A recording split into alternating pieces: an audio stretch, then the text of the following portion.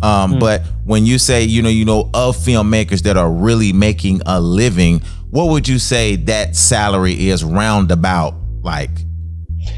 I mean, like an independent film, it could be anywhere from, $60,000 a year to a couple $100,000 a year. Yeah. I mean, I'm in the 6-figure range now myself, but it's, it took me a while to get there. We got another exciting episode for you today. We got Jay Horton in the building. So it doesn't get any better than this. Jay is living the dream. 100% full-time filmmaker. That means no part-time jobs, no working at your local restaurant, no slaving for Uber, none of that. He wake up in the morning, filmmaker. He go to sleep, filmmaker. At lunch, he's a filmmaker. All day long, that's all he do is film. And we're gonna discuss today how he got there. It doesn't matter if you're shooting with this or you're shooting with this, or you're shooting with this. So get ready and pay attention, or I'll shoot your ass.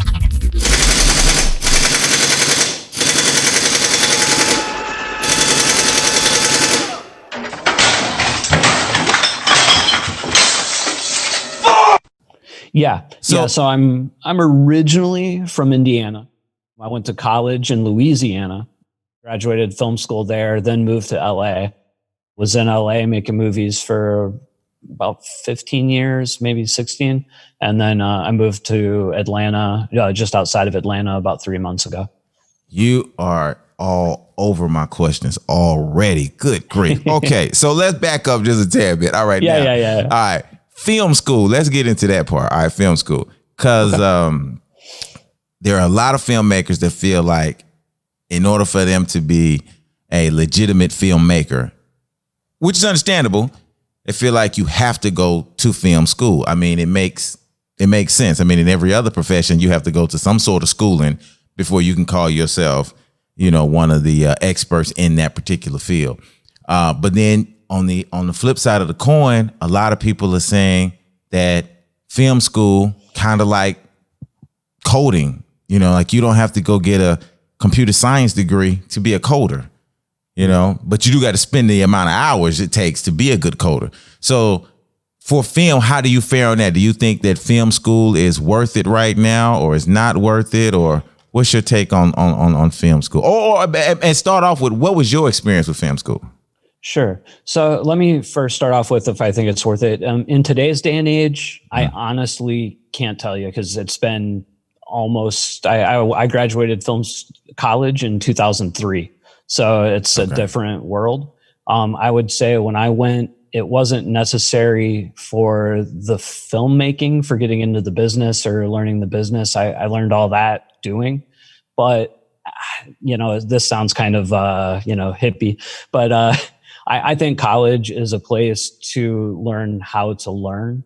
And I get that. That's what I did. Like, I don't necessarily value what I learned, technically about filmmaking there, but, taking sociology classes and stuff like that, or stuff that I didn't know anything about, learning how to learn that subject taught me how to learn film. So that's my take on it. But I don't think you need it. And honestly, as far as nuts and bolts education, if you really apply yourself, I think you can get that on YouTube. Right. Okay. So it's funny because that's kind of the way I was listening to what's his name? James Altucher. You ever heard of him? No. Yeah, he's a podcaster as well, but he's really big on learning different ways to learn. Like, he feels like that's kind of the key to the future, is you being skilled at learning itself. You know what I mean? So that kind of. Yeah, I totally agree. And you're never done learning. Like, you learn how to make films, then you have to learn how to promote films, and then you have to learn how to create your own websites. You have to learn how to do this and that. Right. Like, filmmaking, so many different things. Mm-hmm. And especially for independent filmmakers, you really, even if you're not doing it all yourself, you at least have to kind of know how it works. Right. So then, okay, so you went to film school. And I take it you had a good time at film school. I mean, you graduated. So. Yeah, no, I loved college. I mean, to be honest, I went to college kind of late. I was 23 or 4. I was kind of a fuck up before then. Right, But right. I got my act together, and I really liked college. I excelled. I did really well. I had a high GPA. I enjoyed it. I loved it. Okay. And then right upon graduating that summer, me and a couple of friends made our first movie. Okay. And so with your first movie, did that first movie take you to LA? Kinda. I mean, so we made the movie very cheaply. It was called Rise of the Undead. It was distributed by York Entertainment. We got it out on DVD and all that. We were real excited. Okay. I think it came out in 2005, and we were planning, me and the guys I made it with, we were going to move to Los Angeles like that next year, like sometime in 2006, I think it was. But what happened was right towards the end of 2005 was Hurricane Katrina. And, we had evacuated out. We lost a lot of stuff, a lot of gear. It just kind of accelerated my timeline. So then right after Katrina, I moved to LA. Okay. And when you got to LA, did you know anybody in LA? Not really. I had a few friends that I went to college with that had moved out here, but they were pretty much in the same situation I was. Like they had moved, but they were, still looking for work. They hadn't established themselves in the community. Yeah, I came out. I was couch surfing for the first couple of months till I found a place and looking for work. And I thought, I had written and directed this feature, and it's not like it was this big, huge thing, but it was out, it was released. You could rent it in Blockbuster or Hollywood Video and all that. And I thought when I got to LA, it would be like, right, come on in, man, come direct our movies. Welcome with open arms. Yeah. Open arms. And no, I couldn't get a PA job. I couldn't get a job in the industry whatsoever. I ended up working at Starbucks again.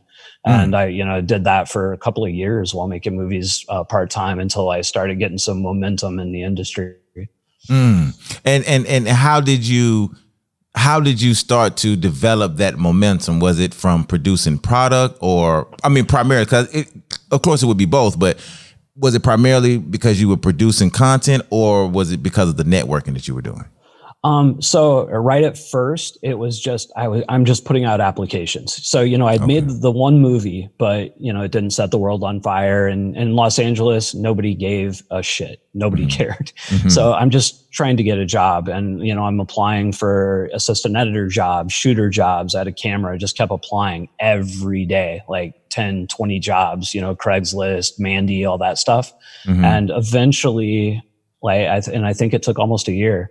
I got a job as an assistant editor and a behind the scenes videographer for a horror movie called Butcher House. And pretty much like everything after that led from that, through people I met there, producers I met there, special effects guy I met there hired me to DP his movie. The EP there hired me to work for Jean-Claude Lamar, which is where I really got started making movies. Okay, so all right, so that I'm glad you went into that. So when I look at your IMDb, right, because you have done, when I tell you, I just tell the audience, when I tell you this man works, he works. Just in 2020 alone, like I won't even go into the rest of it. Just in 2020, he has done 1, 2, 3, 4, 5, 6, 7, 8, 9, 10, 11, 12. And then these are 13, 14, 15. And then there are 2 in post-production. Is that about accurate? It's a little more. Yeah, that sounds about right. I thought. Did you say it's a little more? No, I don't know. That's probably about right. That's probably about right.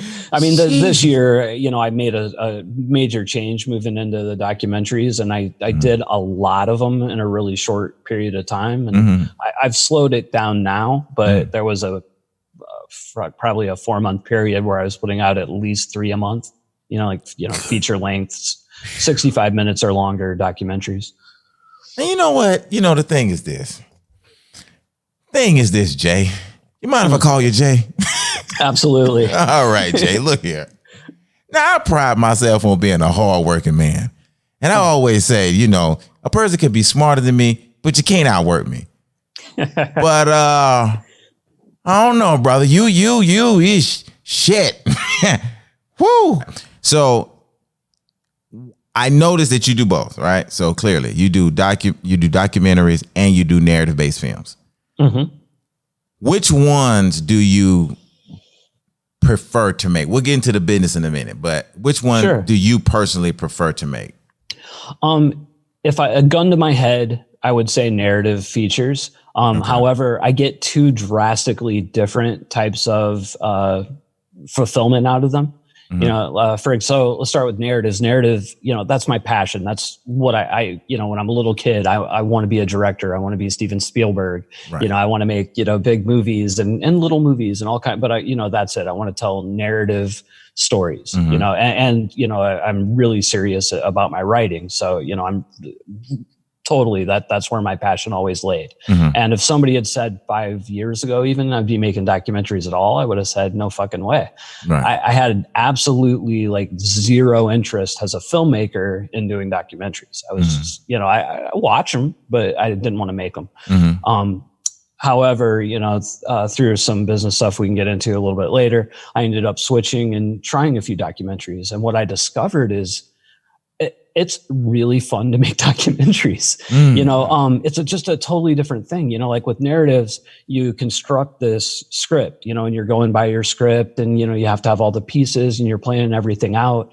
Documentaries, and there's, 1,000 different ways to approach them. But the way I approach them anyway is, I find a subject and I start interviewing people about that subject, and you'll find that, the interview subjects end up leading you somewhere else, or it becomes something that you weren't quite anticipating. And you learn about things that you never would have learned about before. And depending on who you're interviewing, and I like to do more positive focused documentaries. I don't like to do big drama stuff or gossipy stuff. Mm-hmm. I'm trying to do stuff that has a positive effect or, something like that, or information sharing. Mm-hmm. And what I find is the people in these subjects anyway, they're so passionate about it. Mm-hmm. I did one of my first documentaries was a dog rescue. And this woman in Vegas, and she was broke as a joke, and she loved animals and saw injustice there.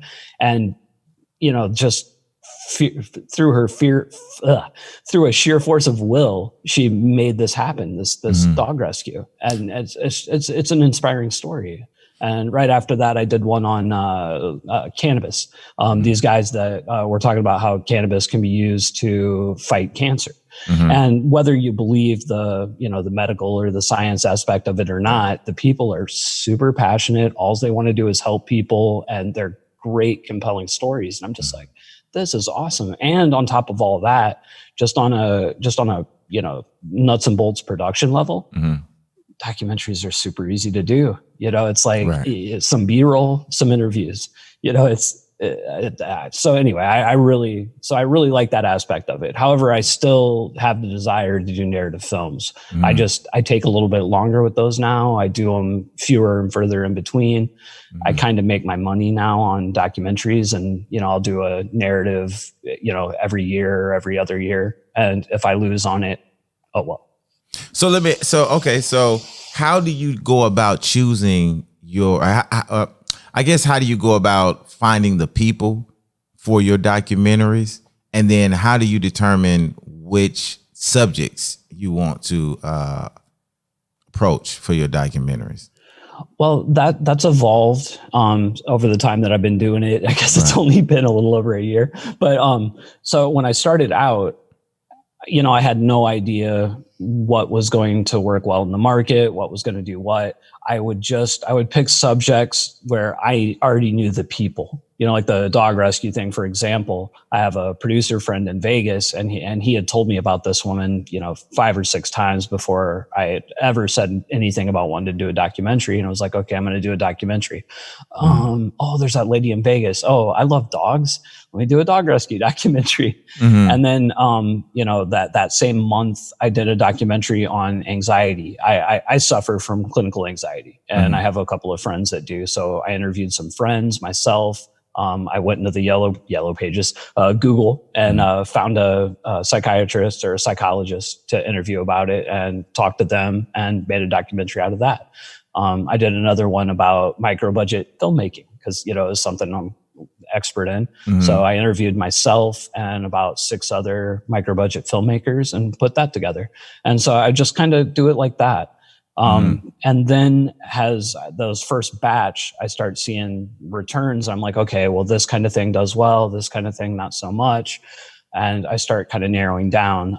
One thing I'd noticed is that there was a good market for Bigfoot documentaries. Yeah. I just just researching. If you go on Facebook and type in Bigfoot, you'll get like 100 groups with hundreds of thousands of members. Yeah. I was like, oh man, and I'm not a believer in Bigfoot, but I was listening to one of these guys talk, researching him, checking out his YouTube channel, and again, it was just his passion for it won me over. So, I just cold, reached out to the guy. I think I found him on Facebook or Instagram, one or the other, DM'd him and asked him if he'd be interested in getting together and shooting an interview for this documentary. And then he found me another guy that I interviewed for that. And that's how I put my first Bigfoot one together. And then I decided I was going to do an alien documentary. And this was right before COVID, and there was a alien convention going on in Big Bear. So I went and I paid the $200, went to the convention, and I interviewed 8 of the speakers. I booked one of them in advance. The rest of them, I just kind of, sold them on the spot and, took them back in a quiet corner there and filmed the interviews. And that was that one. So now it's pretty much a mix. I've done a lot now, so I kind of know the market. So I've done 3 Bigfoot docs. I've done a few alien docs. I'm working in true crime now. Just did one on mindfulness. So I try to do say if my next 5 documentaries, 3 of them are going to be in subjects that I've worked in before or similar. I know this is going to work, or I'm pretty sure this is going to work. Right. Then I'll do another one. The 4th one will be just kind of a straight, passion thing or something just that I'm interested in. And then the 5th one will be exploring a new avenue, looking for that next thing. Cause I have when making documentaries, I have no interest on making just Bigfoot documentaries or just alien documentaries or just true crimes. I want to keep doing different types of things. So I like to keep exploring. So when you do these because a minute ago you said it will work. So when you say it will work, what are you referring to as work? Is that from a profit standpoint or? Yes. Okay. Both. But at that moment I was speaking from financially, but yes, also through creatively, because I'm also these first 4 or 5 documentaries. I'm figuring out the format as a filmmaker because I've never made them, and what is my voice in this format? Right. It took a few. Now I kind of got it figured out. I know technically pretty much how I want to tell the stories, and then every now and then, like I said, I'll get that 5th one, and maybe I'll get a little experimental or try a new tact. So what type of what equipment do you have? So when you go out, I'm assuming you try to be as mobile as possible with your crew and stuff. So do you take anybody else with you, or is it just you? And then what type of equipment are you shooting and getting your sound with? Sure. So again, on almost any indie feature, it's really important to keep your costs as low as possible. So definitely. I tend to do everything myself. Now, I do work with partners sometimes, they'll come out to help me produce. So they'll help, move around the light or connect the thing or ask questions or whatever. But usually it's all me. And I use my go-to field camera is just a little Sony FDR 100. It's a fixed zoom lens camera, Zeiss glass. I think it cost me $1,300. Shoots in 4K, but the reason I like it is especially for B-roll shooting, you throw all the auto stuff on there, and it's very versatile like that. And then when I turn off all the auto functions and work the iris and set my lights, you can get a good image. Now that said, is that the FS 100? No, it's a FDR 100, I believe. Sony FDR 100. Oh, okay. That's like, it's sitting right over there.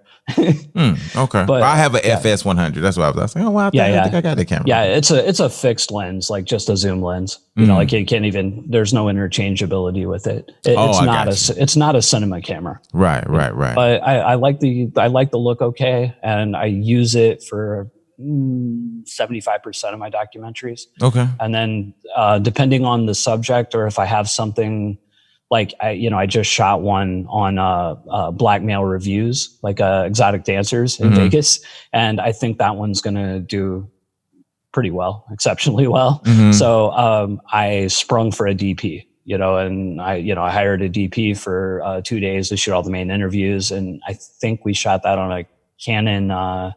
Was it 90D? Okay, it's a DSLR. DSLR, yeah. But it looked great, and so I'll do that sometimes. But for the most part, it's my camera.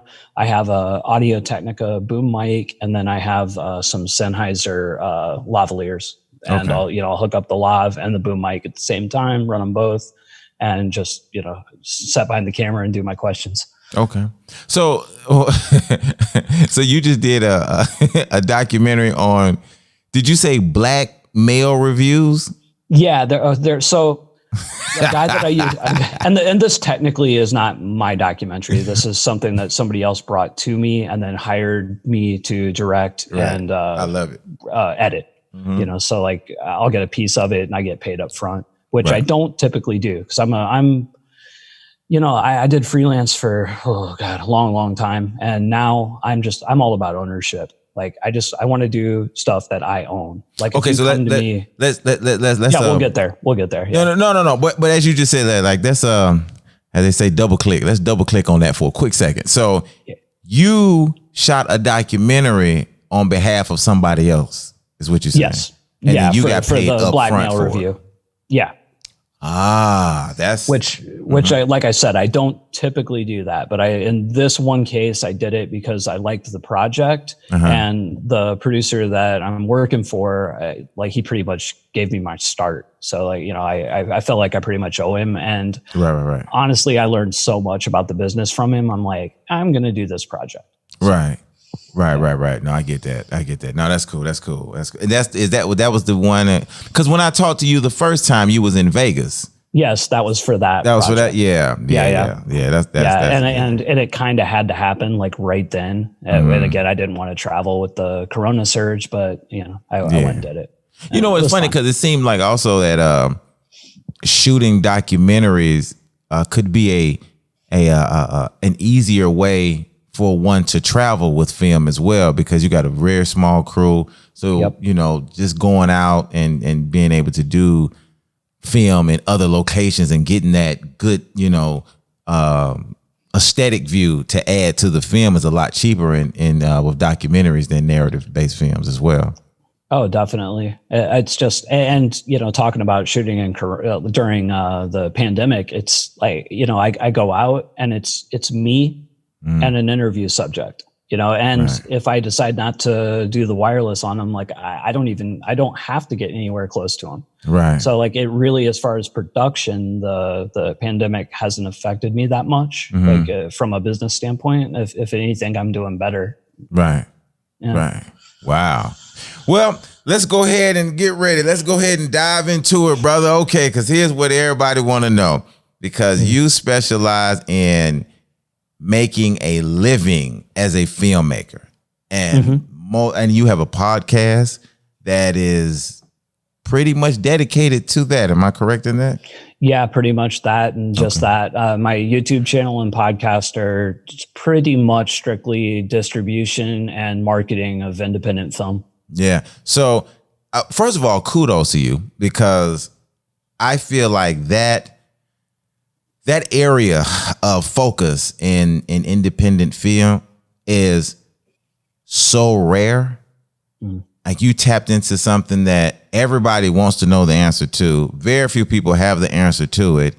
And I can see you being able to produce a lot of ancillary products just out of that, you know what I mean? Which is Yeah. Arguably where film is going, but I get to that. But so let me ask you this. All right, so let's say the typical project that you get in. I mean, because you own your camera, you own all your audio equipment, you do the shooting and the editing, which is another thing that saved. I tell people all the time, if you're going to be a filmmaker, the number one skill that I think the people should learn how to do is edit, because 100%. You cannot get people I can get actors and they'll get paid in exposure.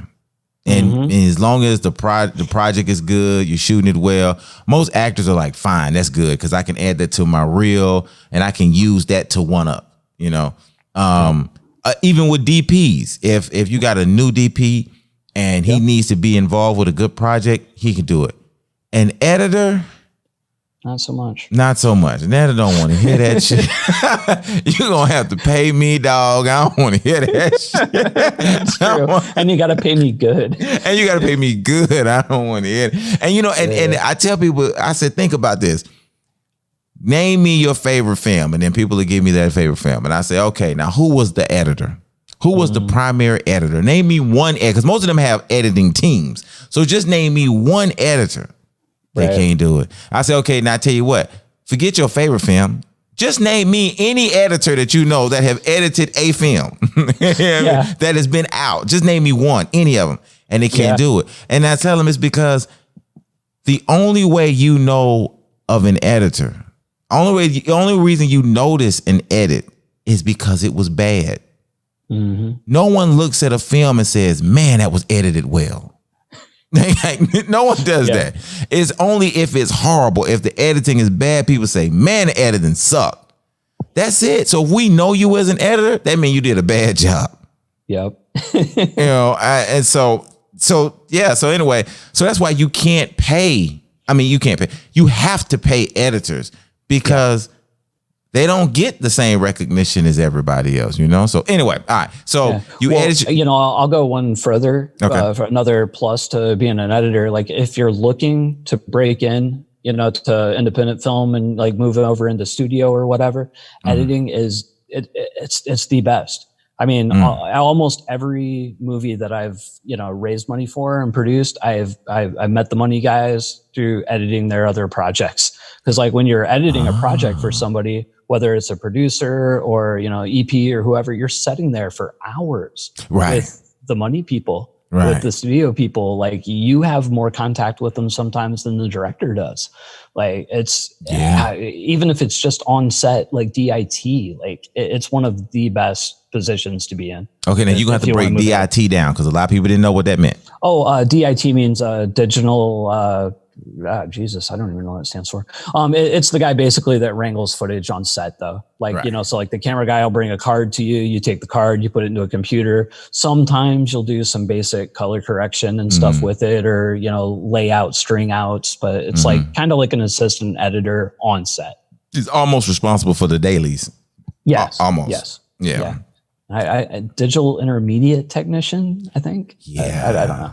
Something like that. Just so something like that. Right. So for the people, if they say DIT, just remember it's somebody who got something to do with the dailies. Just leave it like that. You know what I mean?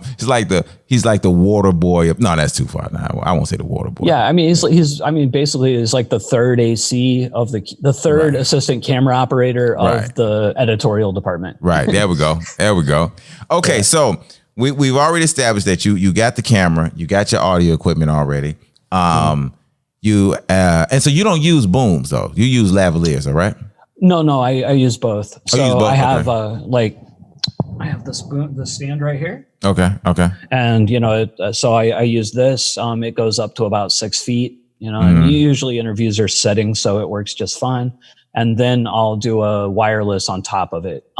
For most of the edits, I end up using about 90% boom. And then, the lav is just if something's happening or, like there's some kind of crazy sound thing that I missed. Right. Okay. So, all right. So you have your camera, your audio, you do the edit, and you primarily edit on.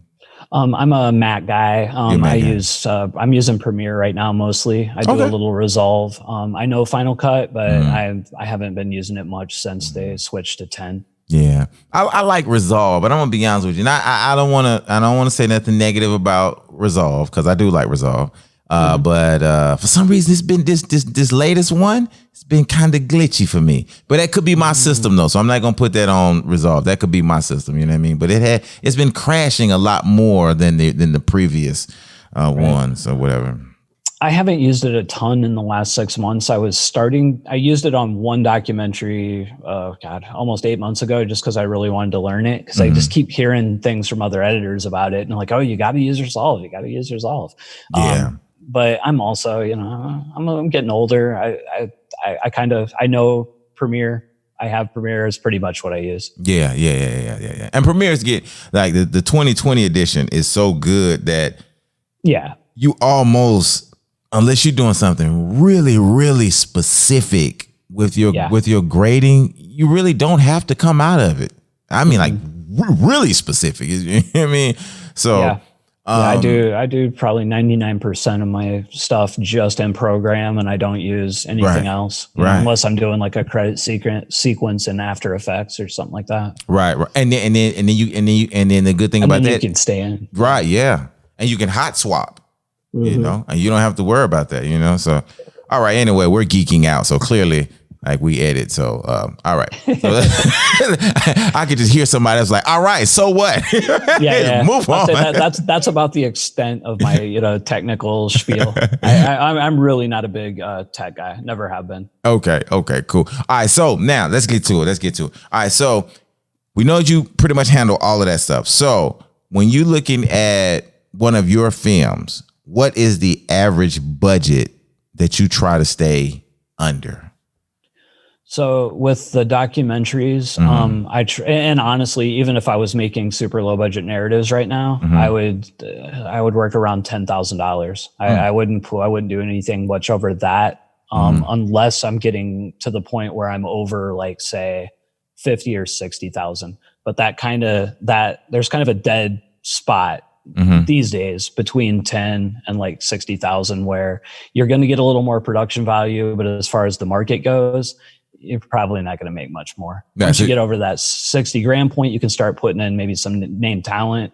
So it's the production value to the point where it's really going to matter. Right. But anything under that right now, it's kind of hard to make, more than 10 grand in a year. So, okay. So you try to keep it below. But then if that's the case, then at 10 grand, you're pretty much breaking even then if you return 10 grand, right? Well, yeah, again, it depends on the project. And with the, with the docs, I mean, some of them I make that or under it, but like I said, it's kind of a numbers game. So if you make 10, 5 are going to break even or make a little bit or lose a little bit. 3 are going to maybe, double or 75% profit. And then you'll have 1 or 2 that'll do like 4 or 5 times. And those 2 will pay your slate. You know what I mean? I got you. Okay. So then, and one other thing I'll say, as far as the documentaries go, when I say $10,000, I mean, I'm counting my sweat equity there. Like I'm saying, okay, this takes me 2 weeks to work. But if you want to count like hard costs. Yeah. So that's not liquid. That's not liquid. So it's like hard costs, like under $1,000. Ah. Yeah, I get well, I can't go into the Vegas one because it's not mine. But let's see, Bigfoot. Okay, yeah. So let's do the alien one. So the alien one, we had to travel. Me and one other guy had to travel to Big Bear. We had to pay I think it was $200 to get into the place piece, and then we had to pay for one of the interviews. It was like $200 or $300. Food and travel, but all in, it was like maybe $1,500, and that was it. That was all the hard cost. And then the rest of it, if I say the budget's $10,000, I'm saying, okay, well, it took me 2 weeks to edit, and I'll take a whatever $600 a day editing thing, and that's how I come up with that number. Okay. Okay. Because I do feel like I think it's a trap that a lot of filmmakers get into, especially low budget filmmakers. When you're doing a lot of the tasks yourself, you're like, well, I'm not really paying for that, so it doesn't count towards your budget. Right. But I had a mentor a few years ago, and he just drove this into me. He was like, your time is money. So it's like if I'm editing and I'm spending a day, maybe I'm not paying that out of pocket, but that it's still coming out of somewhere. Like that time's coming away from something. Right. So if my worth is I earn $1,000 a day and I edit for a day, that costs me $1,000. Right. You know? Right. Yeah, that makes perfect sense. So, and then I guess because you do your own special effects too, then so do you separate that from your regular editing to okay. So you keep that the same. And I don't get I just sat here and made it like I get it down to the dollar, but I really don't. I mean, and when I say like none of these have I really budgeted out to the dollar. Like I couldn't tell you how many days I spent on almost any of them. Right. I can guess, but I probably should, but I don't. It seemed like that would help out when you're, I know you don't have to, but if you decided to raise money. Yes. For a film, absolutely. Yeah. It's absolutely necessary. And on, like I said, narrative features, like, most of those that I've made have come from money from other people. So that all has to be accounted for and where it goes and everything. Right. And how much I'm getting paid or, if I'm getting paid. Right. Yeah. That's how I go. Yeah. Right. Yeah. So, okay. So let me ask you, okay. So let's go through the pipeline. All right. So you get your subject matter, your subject, then you get the people that you're going to shoot in the film. You shot the film, you edited the film. Now it's time to release the film. What are your preferred channels of distribution? You know what? Let's go backward before you do that. Because marketing, do you start implementing your marketing before the film is even beginning to be shot? Because like for example, when you did Bigfoot, you knew you were going to do Bigfoot. So did you start planting the marketing seeds for Bigfoot before you started shooting, or did you wait till everything was done? So yeah, I do start, but I do a very limited amount of public promotion leading into one of these documentaries or a smaller budget movie. The thing with indie marketing is, man, and I don't care how good you are at it, there's a window where it's going to be effective, and that window is very small. It's a couple of weeks, after the release, it's a couple of weeks before the release. Anything before that, to me, and this isn't a popular opinion, but it's like you're shooting your load too early. You only, because like with promotion, you have to constantly be giving new things. You can't just throw the same link over and over, the same picture over and over, the same trailer over and over. You have to have all this material to promote. And it takes time to create that material. So if you create 40 pieces of material for a movie, and prior to the release, you've shown all that, people are tired of seeing it already.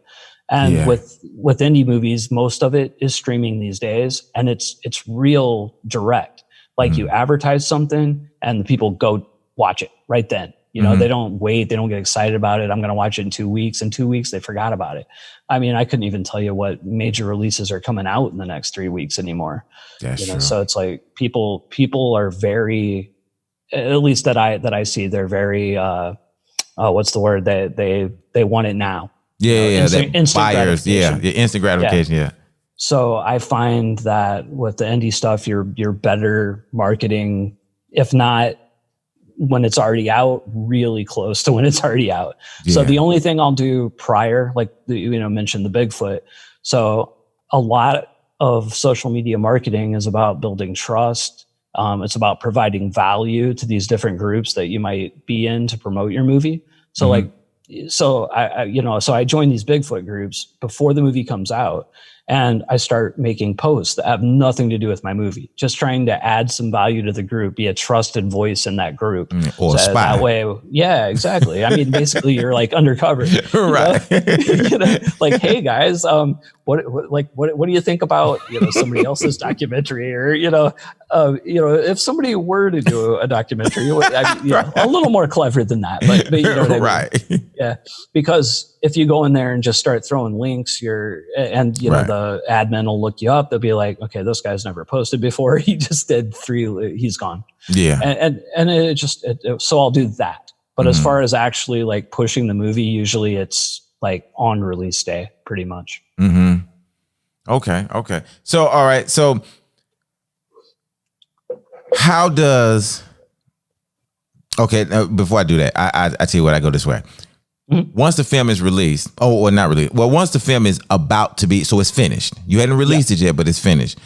Do you start submitting it for distribution around that time, or do you let your distribution channels know ahead of time that you are shooting this, and would they be interested in distributing it? How does it go with your distribution, and who do you prefer to go to? Like, who are your go-to guys for distribution? If you could say that. No, that's fine. Yeah. On the documentaries, right now I release one of 2 ways. I go with a distributor, and right now I am using indie rights a lot. I think they put out 3 or 4 of my movies. And then I tend to go with them for projects that I feel like have a little more intrinsic market value. They put a little bit more behind it. There's a little bit more of an infrastructure there to support you. And it's a little quicker. Like with indie rights, I can give them a movie on a Friday, and it'll probably be up on Amazon and maybe Tubi by Monday or Tuesday. Like it's very quick. Whereas the other method that I use, which is Film Hub, and they're a marketplace. So basically with them, you finish your movie, you upload your movie, and then they distribute the movie to many different platforms. And then they, instead of charging you up front, they take 20% of your back end. Basically it becomes kind of like a distributor, because distributors, I mean it's a big myth that distributors really market independent films, because they don't. Outside of maybe creating a trailer and a one sheet, they don't do shit. So for years they've been charging us all these crazy market fees. But then, a distributor like Indie Rights comes along where they just let go of all of that. They don't charge any marketing fees, and they're straight up. They're like, look, we are not going to market this. You have to market it. We're just placing it, and they do some marketing. I shouldn't say they don't do any, but they're straight up about it. And then Film Hub takes that even a step further, where we're not going to do absolutely anything other than place your movie on these platforms. We are a conduit to get you onto these platforms. Which is big. But it's great. I mean, I've been using Film Hub for about 2 years, and I used to just, I would, like a movie would finish its license with a distributor, for whatever it is, 5 years or 7 years. Then I'd get the rights back, and then I would re-release myself, and then I would give Film Hub the rest of the rights. Like I do Amazon myself, and then just give them these other little platforms. And, right at first, it wasn't that much, it was a couple $100 a month, maybe. But over this last year, it's grown into this, like, I think this year I'm probably making more on Film Hub than anywhere right now, just because I had more projects up there. Wow. Yeah, that's good. Now, let me ask you this, considering COVID and, more people are at home, did you see a surge in your watched hours for your documentaries? You did? I did. Yeah, I did. Yeah. It had started a little bit before COVID, but really like March, April, I had some pretty big spikes. And then June and July, July was probably the best month I've had as an independent filmmaker in, 6 or 7 years. Wow. Yeah. Wow, that's huge. That's huge. So, well, I know you hate that then, because when Amazon drop their pay structure. Damn. Yeah, because I'll tell a quick story of the first Bigfoot movie that I put out, and it was the last movie that I released myself on Amazon, because you can do Amazon US and UK on your own. You can just upload it. So no giving away, no percents or nothing. So anyway, I put that one up, and it was, I think first month. By the end of the first week, it had already streamed like 2 million minutes. Like it was doing 2 million minutes a week. Like it killed. At the first month, I was just under 10 million minutes, and the second month I was way over. And so, Jesus. So and then that's Amazon, for the Bigfoot documentary.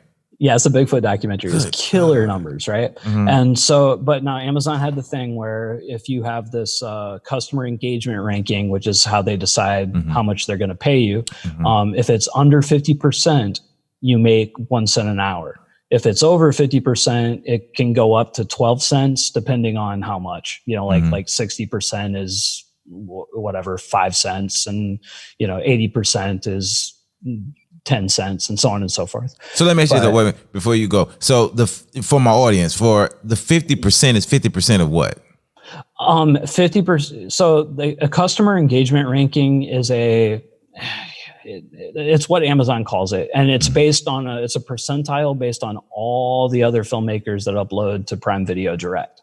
All of them, through distributors or studios, whatever, it doesn't matter. And if you're in that bottom 50%, you're making 1 cent an hour. And there's no, they list factors that they say contribute to that, but it's all behind the scenes stuff. It's arbitrary. There's no real way to figure it out.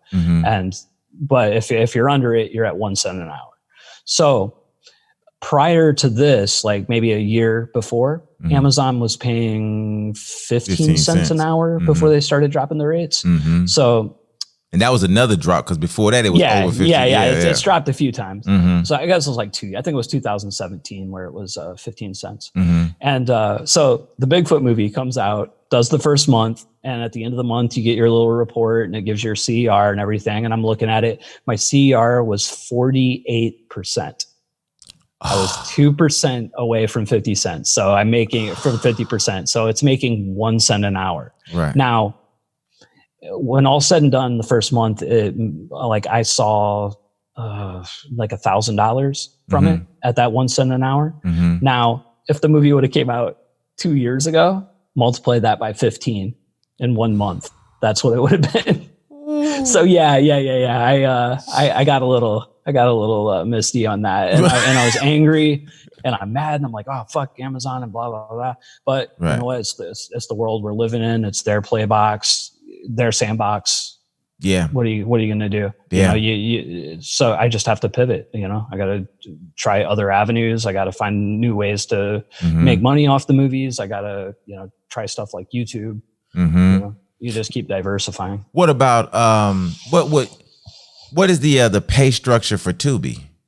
So Tubi is a VOD platform, advertising video on demand, and meaning they're paying you based on what the advertisers are paying. So it really, I wish I could say what it was, but I don't really know. It's just like YouTube, like you get you get your YouTube CPM or whatever, but you don't really know how much the advertisers are paying. Right. And different advertisers pay different amounts, and it depends on whether the person clicks on the link or not. There's all kinds of factors.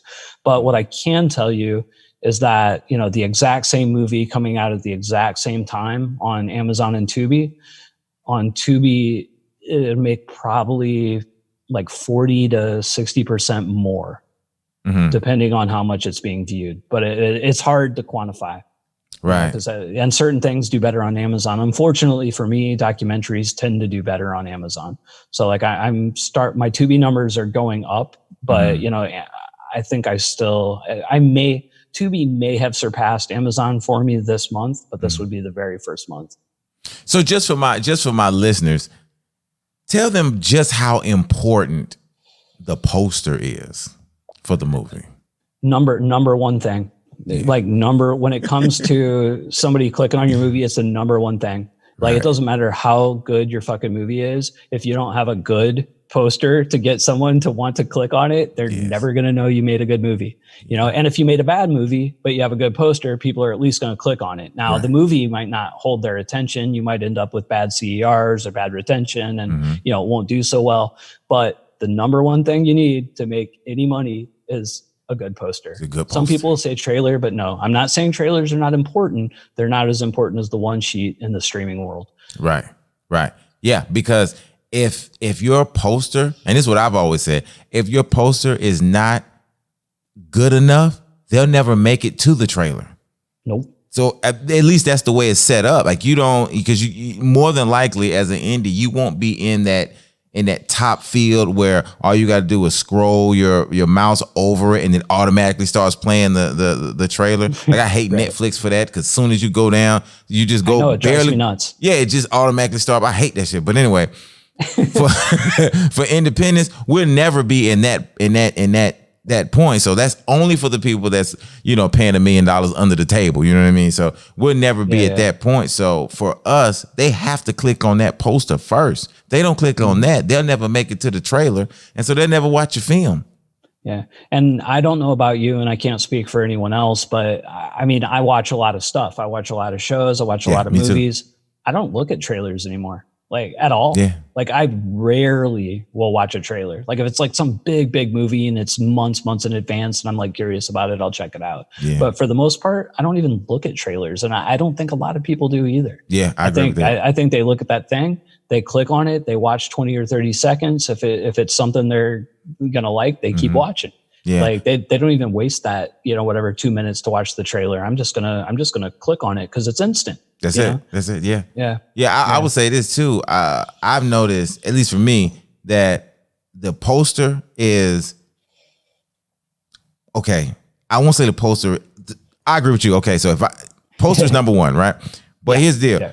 Here's the only thing that will make, in my opinion, the poster drop from the number 1 slot to the number 2 slot is word of mouth.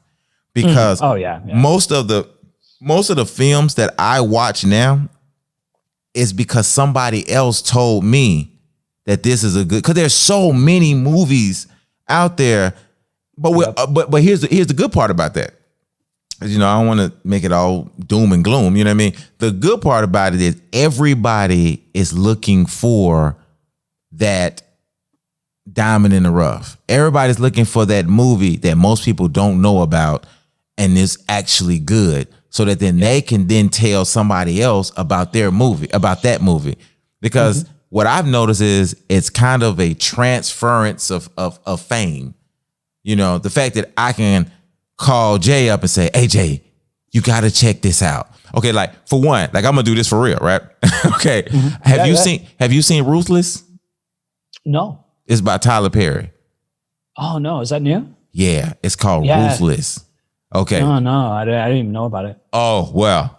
And I like Tyler Perry. Yeah, brother, let me tell you. Go look at Ruthless. I'm just gonna say that straight up. Now, I'm gonna be honest, because I'm an honest guy like that, and so that's why I'll probably never be in a Tyler Perry film, right? Because I'm a little too damn honest. You feel me? I have great reverence for the work that Tyler Perry has done, but Tyler Perry is also a businessman, and so he's going to move. He produces fast, which I like that, because that's my style. I like to produce fast too. I get it. You know what I mean? But when you see this film, you know, there are things in this film that you would not expect Tyler Perry to make at all. I'm talking about it's some stuff that you would see. You know, you remember how back in the day, the Brits would make films where they would just straight up show the penis. Oh yeah. Like, and we would kind of shy away from that. Like, we was like, nah, we ain't going that far. You know what I mean? Not Tyler. Tyler's showing it in this one. And you would, I was like, oh God, that's a whole penis right there. That's a whole penis right there. That's a whole penis right there. You know what I mean? Yeah, he's doing it. So just as I'm not saying that it's the greatest storyline in the world or none of that kind of stuff. I'm just saying, as from one filmmaker to another, I suggest you go check it out just so you could see that, wow, he's really stepping into a completely different era. This is not what you like. This ain't Medea. Yeah. This ain't even close to Medea. You know what I mean? Yeah. So, well, I think that's one of the things I like about Tyler Perry the most is like he really like he doesn't answer to fucking nobody. He does what he wants to do. He built up his own thing, ownership. Like I keep talking about over and over. Like Tyler Perry is like the ultimate entrepreneur. Yeah. Let's go into that. So yeah, right, because you did mention that you're all about ownership. So why are you all about ownership? Are you seeing residual? I mean, what is it? Yeah. I mean, I am about making money while I sleep. That is why I'm about ownership. So, you know, after when I started getting momentum in LA, I started getting hired by other producers to direct and edit their movies. You know, because they saw, oh, here's this kid. He can shoot it. He can edit it. We can shoot it in 5 days. We can edit it in 3 weeks and put it out. Right. So I'm making movies for, you know, Jean-Claude Lamar and Dan and Dave Garcia and Jacarius Johnson. And I mean, I think I probably directed like 12 movies for those guys, like collectively. And, you know, these movies are lower budgeted movies between like $20,000 and say one of them I did for Jacarius was 250, I think. So they're a small budget, but they're making a lot of money on these movies, you know, and I basically like I get paid a little bit up front, and once you actually like, you know, break it down with like all the work and all the editing and all the promotion, you know, like I'm making basically minimum wage, maybe a little more. And, you know, 2 years later, it's all gone, you know, like I'm not doing those movies, or I'm not doing as many. And like, you know, they're making money on those movies while they sleep. I made the movies. Like I made them, like, you know, even the ones I didn't write, I did rewrites on the scripts. I shot them, I edited them. I did produce them, you know, physically, you know, but I don't own any of it. So you didn't get any back end money? No, I mean, especially when you was writing? Nah, not on those. So was that they just didn't give it, or did you not ask? You know, that's a good question. And I'd like to say, no, they just didn't give it. But to be 100% honest, I didn't ask. I was green. Well, I mean, I guess I wasn't towards the end, but I was just excited to be being hired to direct movies. And I also still had that, you know, like every filmmaker, we think everyone we do, this is going to be the one, man. It's going to blow me up, you know? And so you'll do some things that maybe you wouldn't, you know, as far as business decisions. But yeah, so just eventually one day, I woke up and was like, God, you know, I'm like doing the math in my head and like, man, those 4 movies like collectively made like whatever, $2 million. And I got paid whatever, $650 an hour if you break it down. Right. Yeah. So let me ask you, so then with the movies you're making now,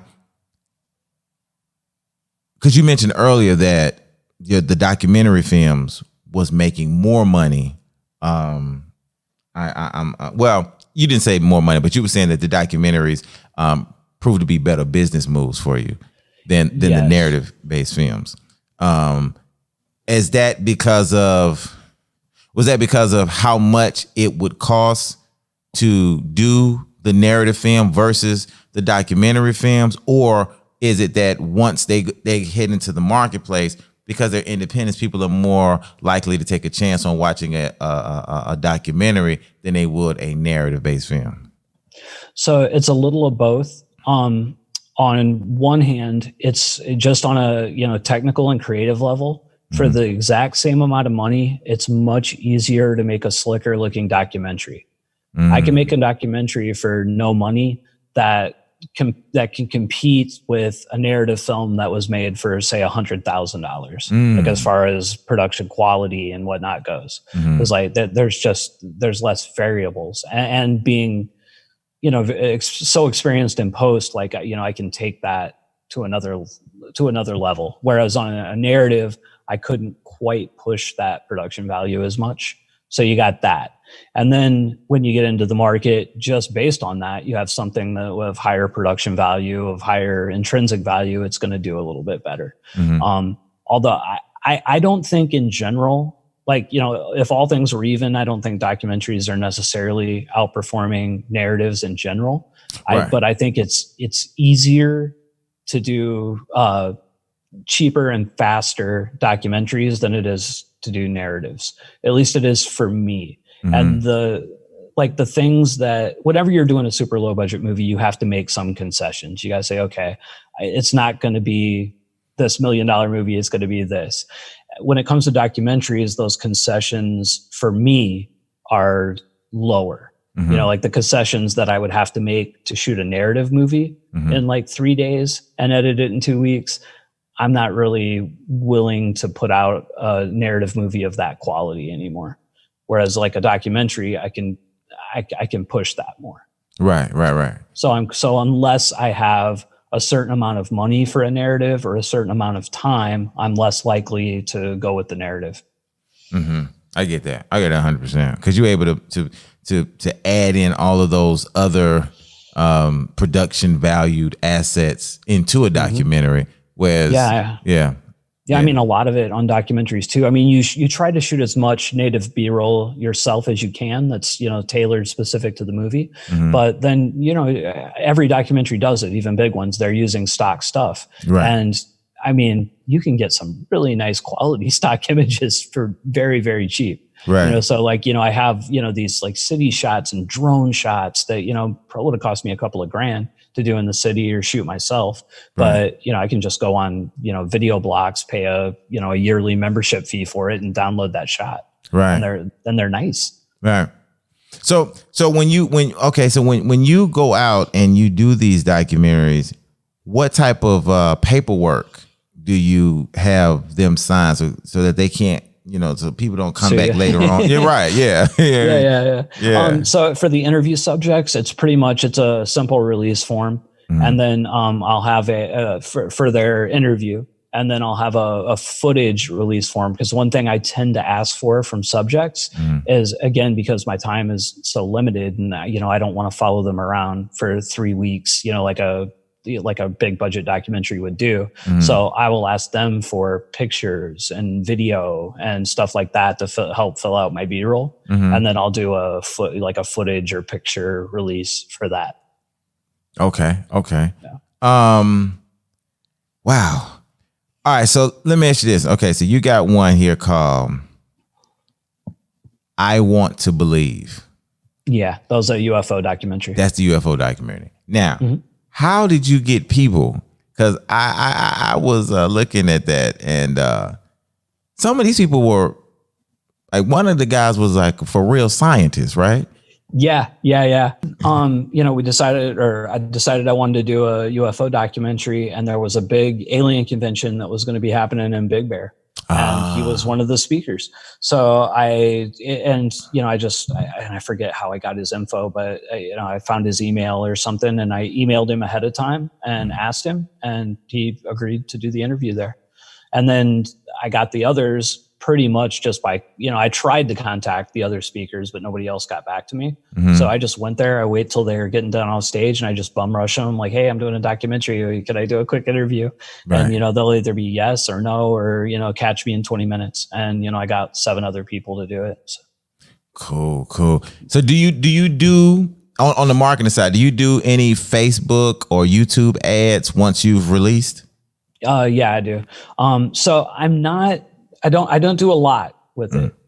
Like I said, I think I own 25 or 30 titles that I promote, and I spend about $200 or $300 a month on ads. And that's split across them. I mean, I put most of it on new stuff, but yeah. And I predominantly do Facebook ads just because it's what I'm more familiar with. I know how to get lower click-throughs on it. Mm-hmm. So I do a lot of it. And then I do some YouTube, not as much. I'm trying to do more of that because I was just talking to another producer that said they're having great results with YouTube ads and Google ads. Mm-hmm. So I'm trying to get better at that. But like Facebook is, it's just, I've been doing it for 3 or 4 years. So I have that figured out. And then I'll do a little bit on Pinterest every now and then. I heard Pinterest was really good. Dude, Pinterest is great for filmmakers, depending on your movie. Like Yeah. it's a female audience. So like if you have something that's going to resonate with a predominantly female audience, it's a great place to go. If your project's very visual, because it's very visual, Pinterest is like, it's posters, it's flyers, it's short video clips. But I put a Pinterest together maybe 7 months ago, just because some filmmaker told me you should try to promote on Pinterest. I'm like, might as well. So I put up like 12 video clips, like they were 20 to 40-second clips. They told me to use short clips, put in nice thumbnails and do your SEO homework like you would for YouTube.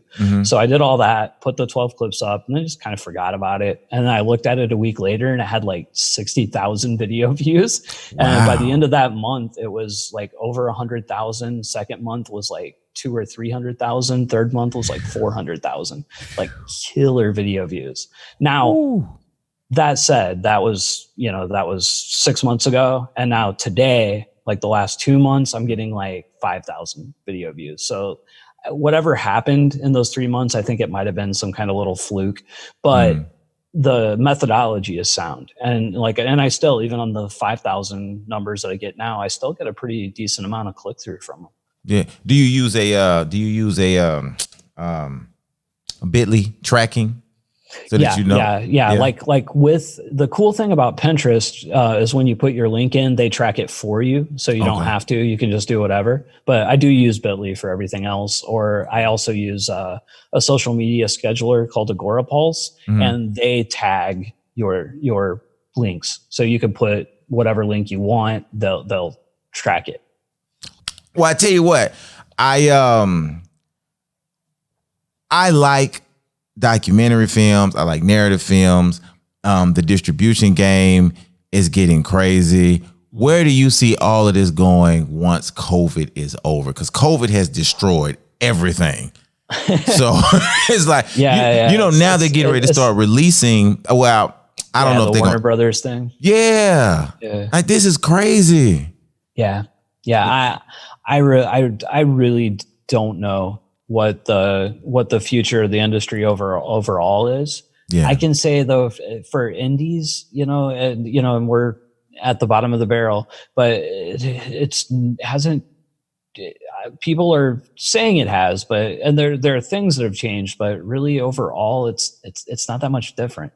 I mean, the major difference what happened before COVID is when, streaming became like the major thing, so we weren't making those big DVD dollars anymore. That was a major switch for independent filmmakers. And there's still people that haven't figured out how to pivot away from it. Like they don't know how to make those same kind of dollars that they were making from DVD. Right. But they'll, I did it but I have to make more, honestly. Okay. Maybe I didn't. I have to make more content to make the same amount of money that I would have made 6 years ago. But that I think that's how it is. And honestly, I think it's going to get worse before it gets better. I have a friend, filmmaker friend named Michael J. Epstein, and he was talking about Spotify's method. You know how it's been like government like subsidized somehow to where like they have to pay at least 4 cents, per hour streamed or something like that. And a lot of people are saying, well, it's not enough money. And okay, well, you could argue about whether that's enough or not, but that same kind of subsidization, I think, is eventually going to have to happen for independent film and streamers, or the value will just keep getting lower and lower and lower because, we have more content out there. We have more providers out there. There's more platforms to put it on. And, the value of those movies just keeps going down, Yeah. So like eventually if that devaluation is not stopped, it'll just, it'll go to nothing to where we're making less than a penny an hour, Yeah. I'm gonna tell you, man, for my theory on it is, I really think, and like almost no one agrees with me on this, so I'll put that out there, right? No one agrees with me on this, but I personally believe that film will eventually get to the point to where what we're doing now is going to be considered film. Oh yeah. No, I agree with you there. Oh, I, okay. I don't think that like our, our big like narrative features or big documentary features, I don't think those will go away. But I do think that the thing that we're doing right now is going to be much more normalized, and it is all the time. I mean, just look at, regular network TV now. Like most of the news and talk shows, like Right. they're in their living room. Yeah. And all of these people are starting to realize, hey, we're getting the same fucking ratings, and we didn't have to pay a 30-man crew. We didn't have to pay overhead on the rental place. That is going to change things drastically. Right. I'm not saying like overnight, everybody's gonna stay in their living rooms. I think when this is over, or when the vaccines hit or whatever, I think there'll be an initial push to like go back to how things were, but I think real quick, the people that are paying for it are going to be like, nah. So yeah, I think there'll be a lot more of this. Yeah. I agree 100%. Well, brother, I tell you what, we're about going to wrap this thing up, man. I have thoroughly enjoyed this, but I do want to take a little time out and let you tell the people about your podcast.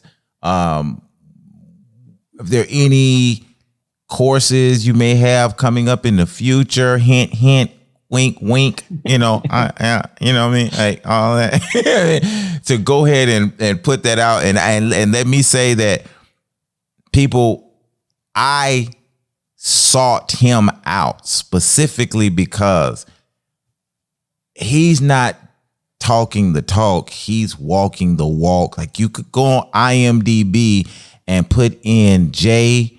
Horton and you will see. You don't have to take my word for it. Most people don't anyway. Just watch, look at the damn thing. Now, the only thing, if you want to say, yeah, I don't believe this shit, then okay, maybe, because maybe Jeff Bezos is a liar because he owned IMDb. But right? That's true too. Right. If you want to say that, maybe you can say that. But all of his stuff is legit. And I mean, he's got so many credits on here. You can't watch all of, you can't look at all of them with one scroll. You're going to have to take this mouse here and keep doing like this in order to get through all of them. You see what I'm saying? So if anybody got a course on micro budget films that I would buy, it would be this man here. So go ahead and tell them about your podcast and really let them know, what you got going on, how they can get in contact with you and so forth.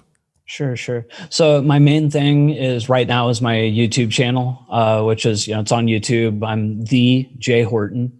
And I do, my channel is all about distribution and marketing of independent films. I wish, and I'm not like patting myself on the back or nothing, but I wish to God 20 years ago, there would have been something like this for me. Because the only stuff I knew about independent films was what I read in Hollywood Reporter. Like Robert Rodriguez made this movie for $5,000 and made $100,000, or Blair Witch or whatever. But there's a whole other level. It's like the Matrix. There's a whole other world underneath it of these independent filmmakers that are making these little movies that maybe you never heard of, but they're making their livings, and they're doing it. And there's nobody talking about it, or there wasn't. There's more and more these days, but there wasn't then. So that's my channel. And then I do a podcast version of it called Filmmakers On with DJ Horton. It's on all the podcast stuff.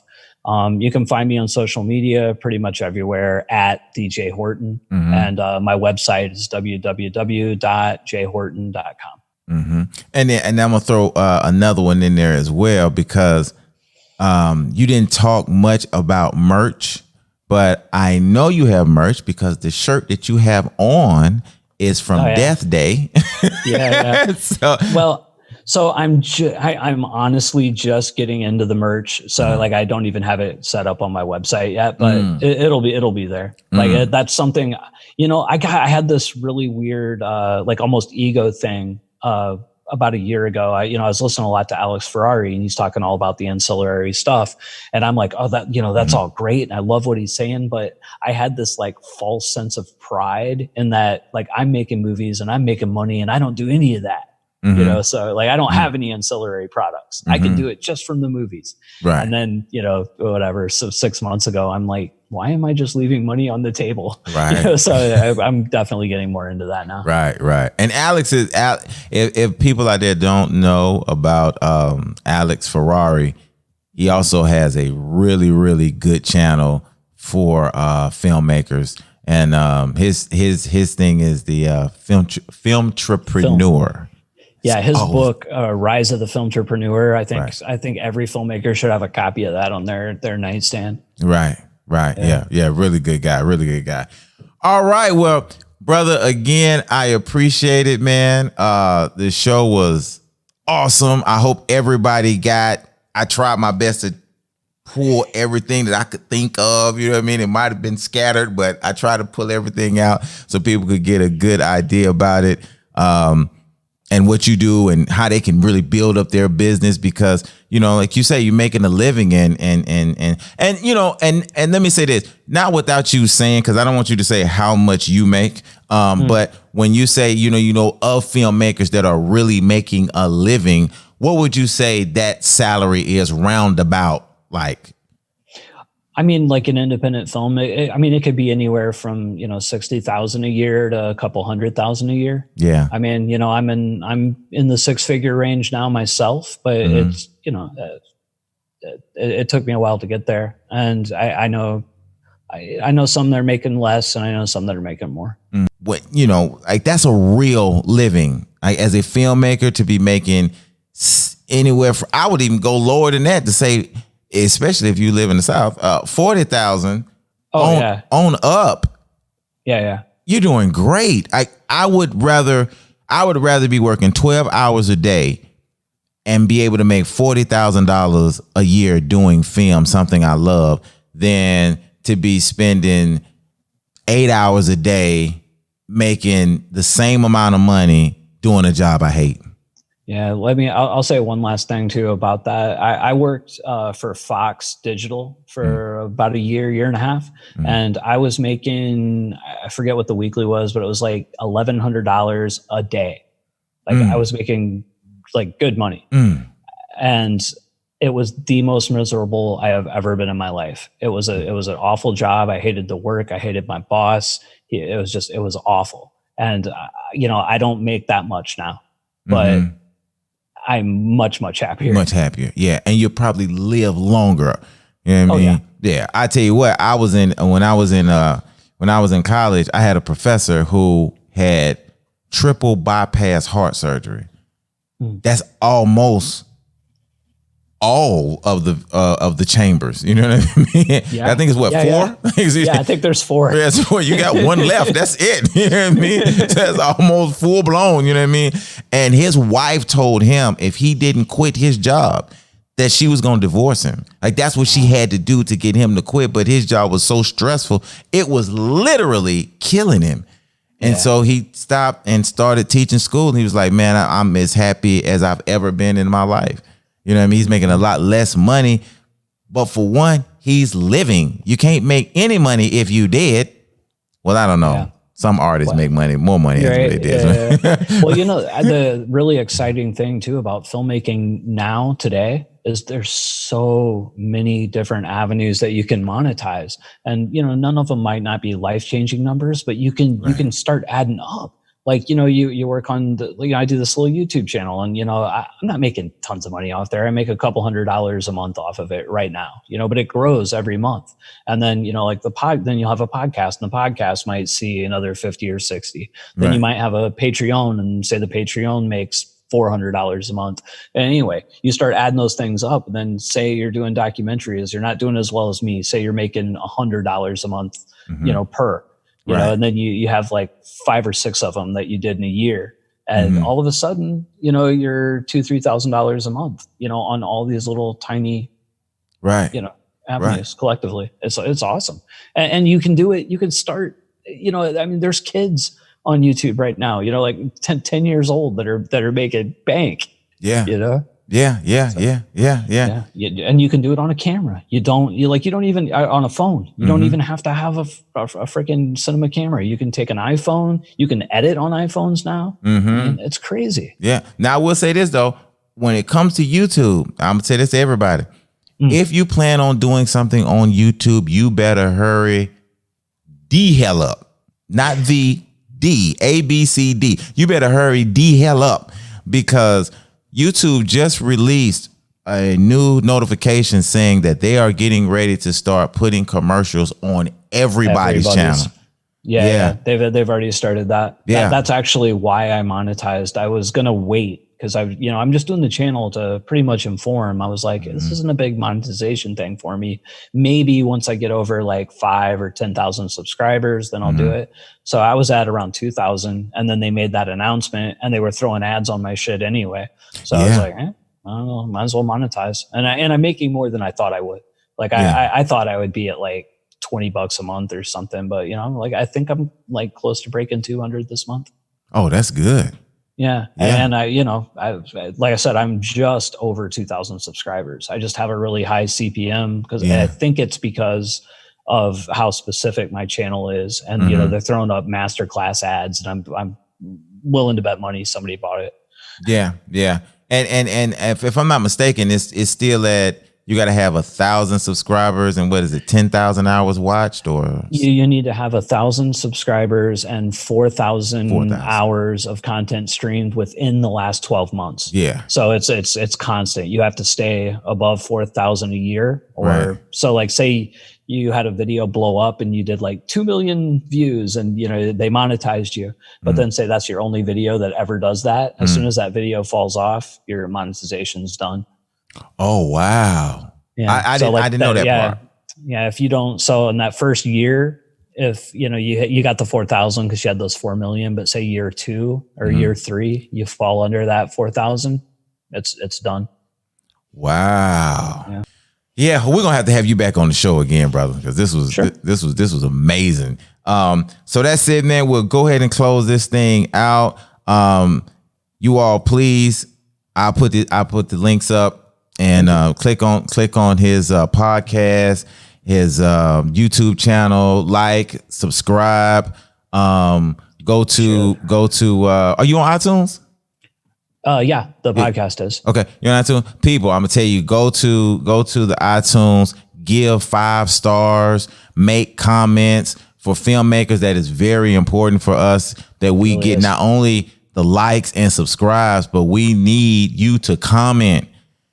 If you don't like it, just say great attempt and leave it like that. You don't nice try. Right. Pat on the back. Right. Pat on the back. Nice try. You know what I mean? Like put that on, just say something. You know what I mean? Because that engagement. I'm not thin skinned. You want to say it sucks? Go ahead. Yeah. Like, just engage. Just engage. That's the thing. So I'm gonna go ahead and close this thing out, and y'all stay tuned. And not stay tuned, but I'll catch y'all next time. Okay, I gotta go. That's it. Bye.